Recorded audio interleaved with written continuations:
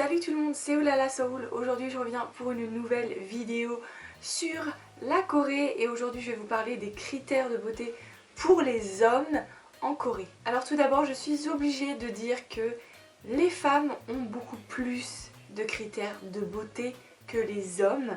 La société coréenne et la société d'aujourd'hui fait que les femmes et les hommes ne sont pas forcément égales sur certaines choses. En Corée quand même beaucoup plus qu'en France, il y a beaucoup d'inégalités. D'ailleurs si vous voulez une vidéo sur les inégalités hommes-femmes, n'hésitez pas à me le dire si vous en voulez une, je pourrais peut-être en faire une. En tout cas voilà, c'est une des inégalités, c'est que en fin de compte, un garçon, quand on regarde un garçon, on regarde pas forcément son physique, enfin c'est pas la première chose qu'on regarde, bizarrement. C'est complètement débile, on est d'accord, et il faudrait pas regarder le physique ni pour les femmes ni pour les hommes, mais voilà, c'est la société, qu'est-ce que tu veux que je te dise? C'est la deuxième fois que j'essaye de filmer cette vidéo parce que je vous explique, je l'avais déjà filmée, mais j'ai eu une énorme allergie aux yeux, en fait, aux deux yeux, surtout à l'œil droit en fait, qui est devenu énorme, et en fait j'ai quand même filmé, j'ai monté, j'ai même mis sur YouTube, mais je me suis rendu compte au dernier moment que j'avais vraiment une tête chelou. C'est-à-dire que, comparé à d'habitude, on aurait dit une grenouille quoi. On aurait dit des yeux globuleux qui te regardent comme ça et ça n'allait pas du tout. Donc j'ai décidé de la refaire. Je vous rassure, ça va mieux, mes allergies sont parties. Il faut que je fasse attention à ce que je mets. D'ailleurs, je ferai peut-être une vidéo sur ça parce que je pense que c'est à cause d'un produit cosmétique.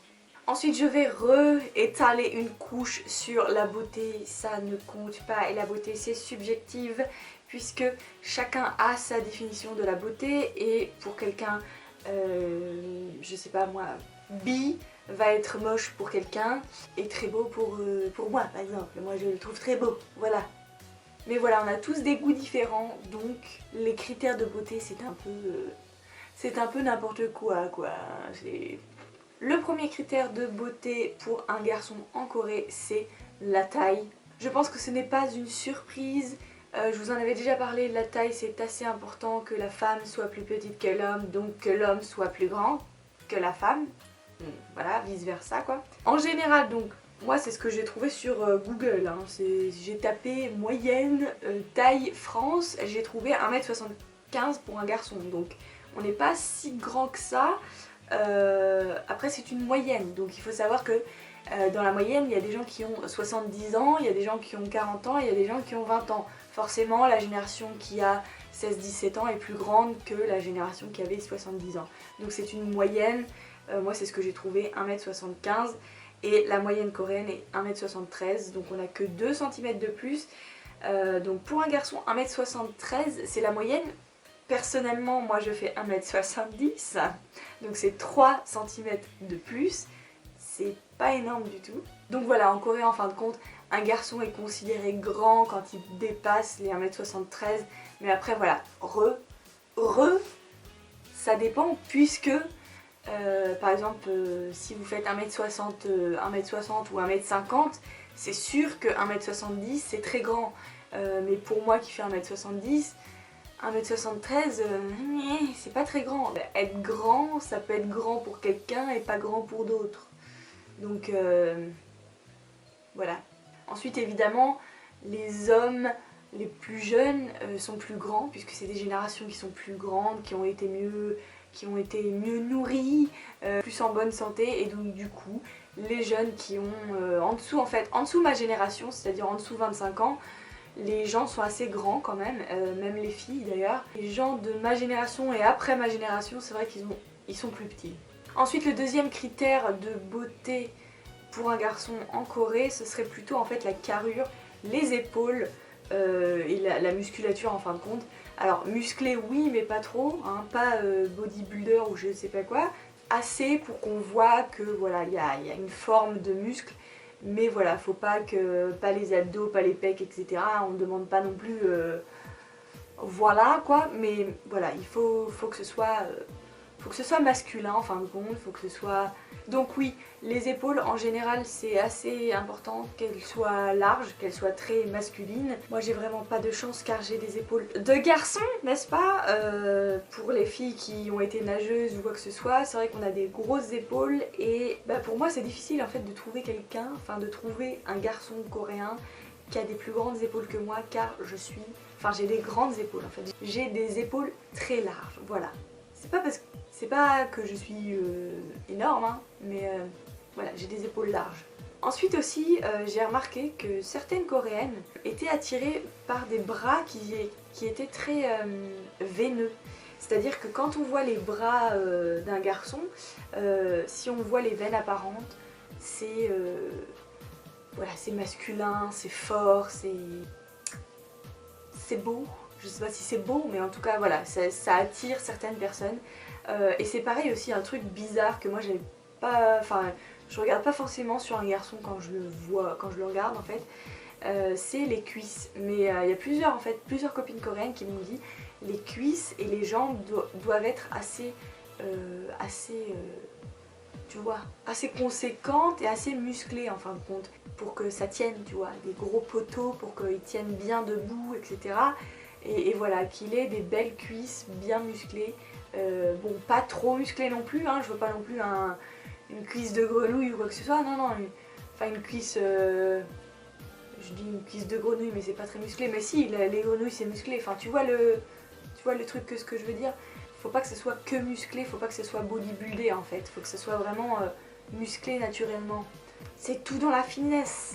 Mais voilà, c'est vrai que les femmes coréennes préfèrent quand même les hommes masculins que les hommes qui sont androgynes ou qui sont très fins ou très filiformes. C'est la tendance du moment en tout cas. Moi ce que je peux constater c'est que les hommes masculins ont plus quand même de... voilà, de succès. Ensuite c'est très bizarre parce qu'un garçon en fait c'est presque l'inverse de la femme en fin de compte.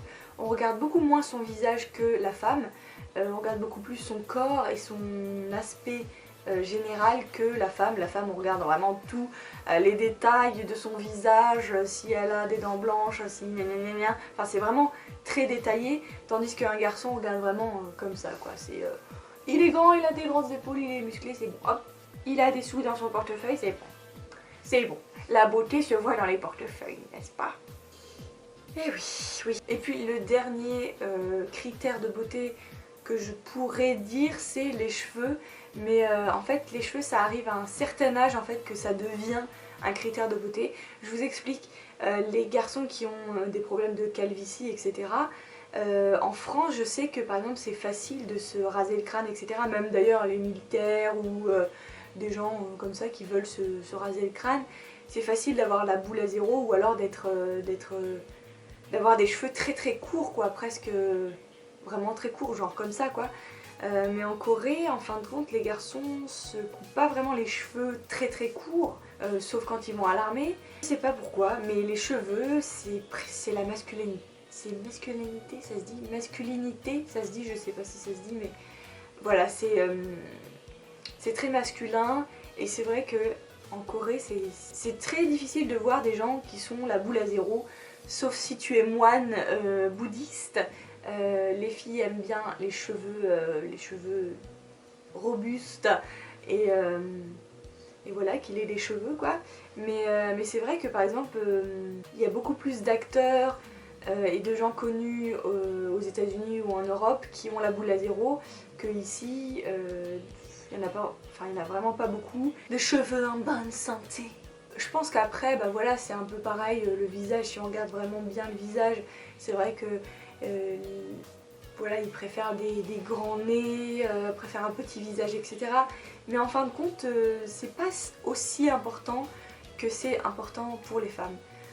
Et c'est vraiment triste parce que faudrait qu'on soit égal, il faudrait que la femme ne soit pas considérée que comme quelque chose qui est joli à voir, mais voilà, ça change et ça va changer, je suis sûre. Et voilà,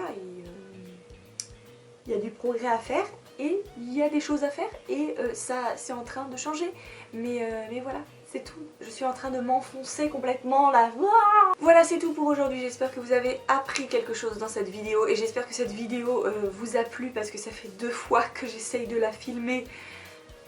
Mais ça n'allait pas du tout. Je vous fais plein de gros bisous, je vous envoie plein d'ondes positives comme d'habitude. Prenez soin de vous parce que la santé c'est quelque chose de très important et ça peut changer du jour au lendemain et c'est pas cool.